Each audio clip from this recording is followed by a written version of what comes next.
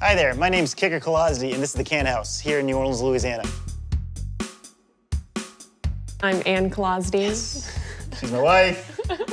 This is our house. We built out of 7 shipping containers.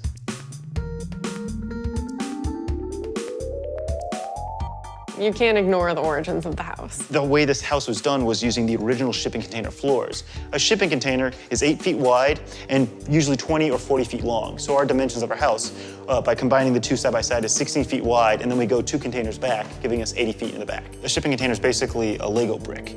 They're a very set of dimensions, and it's easy for me to put those dimensions on graph paper and figure out the layout from there. So the big joke was, I'm very much a child, and I still play with Legos, and now I'm getting to play with grown-up Legos.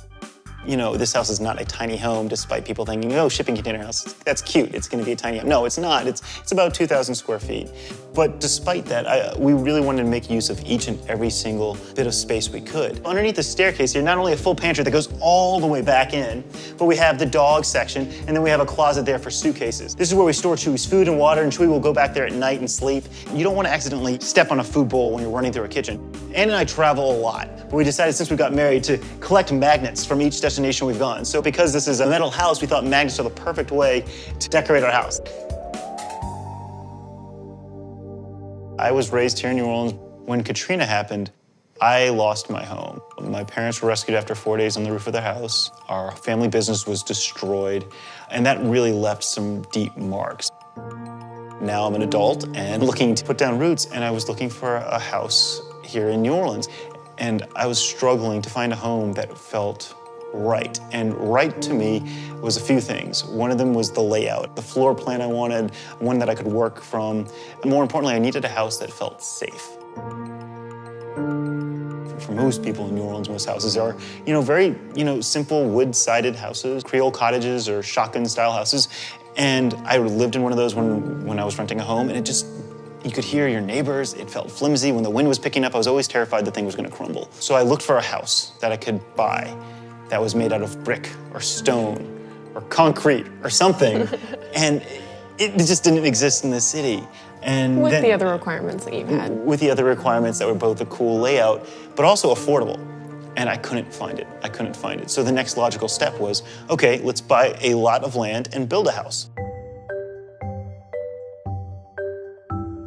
Kicker texted me one day when we were just first starting dating, a link to some container homes, and he was like, have you heard of these? I was like, well, I'm from California, of course I've heard of container homes, I've seen the craziness.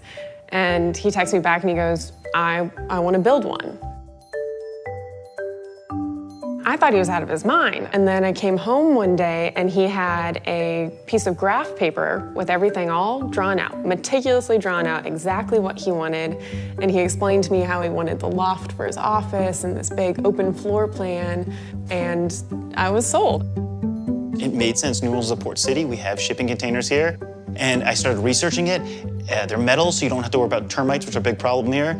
They're all using spray foam insulation, so they stay cool very, very easily, as opposed to traditional construction here in New Orleans.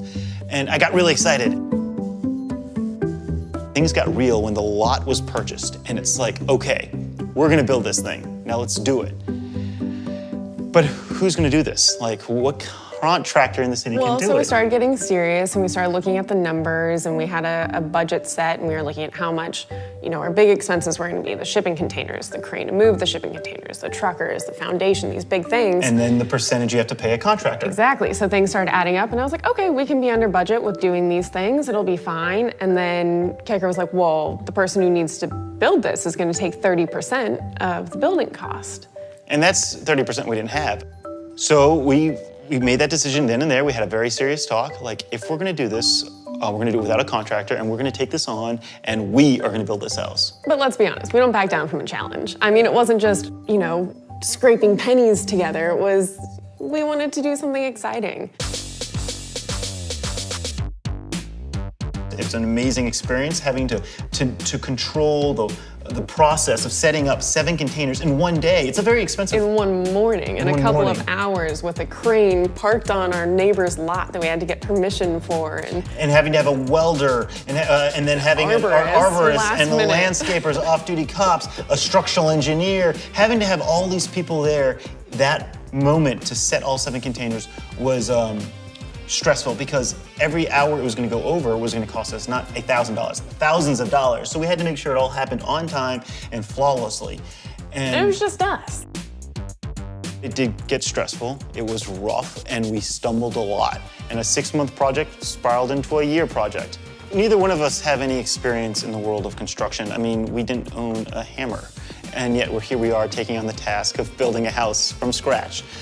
But, you know, we realize we have a good internet connection and we can look up YouTube videos and we can learn, and like Ann said, we will accept a good challenge. When I pitched this idea, she could have easily just walked away. There were very big decisions that we had to make early in our relationship that required us to have a lot of trust in each other in order to find the right way. That's when we realized that we weren't building a house, we were building a relationship. And the house kind of just happened on the side.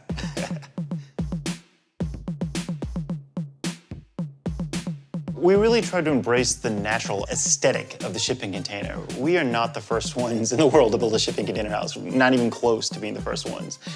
But what we're trying to do a little differently with our house, instead of just sheetrocking over everything and covering up the floors with shiny new ones, we really tried to highlight these elements. So we use spray foam insulation on the entire house, but on the internal walls, we don't have to insulate it from the outside. So it allows us to really show off this corrugated metal vibe.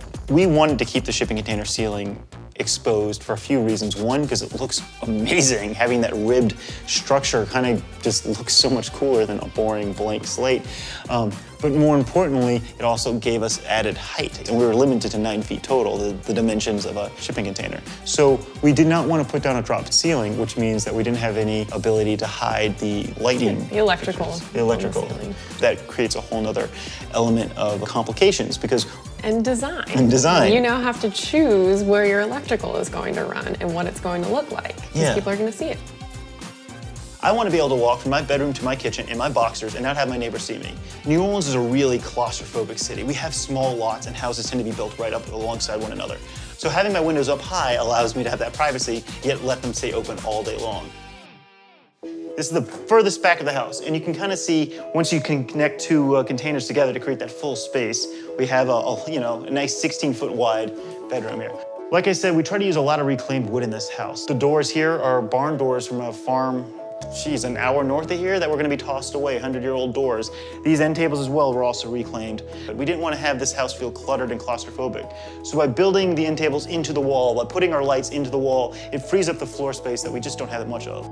Our bathroom, once again, using the concrete countertops, large shower space, the original shipping container ceiling there.